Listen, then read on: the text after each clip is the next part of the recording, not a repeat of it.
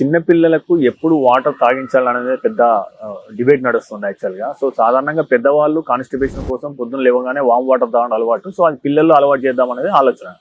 But ఎప్పటి నుంచి పిల్లలకు నీళ్ళు తాపించాలి? ఎన్నో నెలల నుంచి? దీని మీద అసలు కాంట్రవర్సీనే లేదు. ఓకే.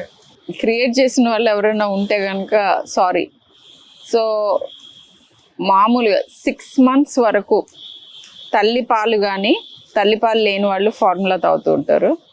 ఫార్ములా కూడా ఎఫర్ట్ చేయలేని వాళ్ళు in a particular way cow or buffalo milk తాగుతారు.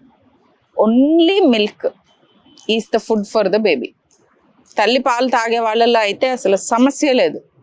ఒక్క చుక్క కూడా వేరే ఏ రకమైన పదార్థం నోట్లో పోయాల్సిన అవసరం లేదు, ఎక్సెప్ట్ వైటమిన్ డి డ్రాప్స్.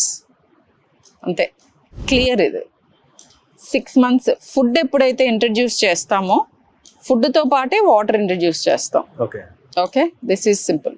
మీరు తీసుకునే అదే మందులు, అదే నాణ్యమైన మందులు, కానీ సగం ధరకే. అవును, మెడ్ ప్లస్ బ్రాండ్స్ పై 50 to 80% తగ్గింపు.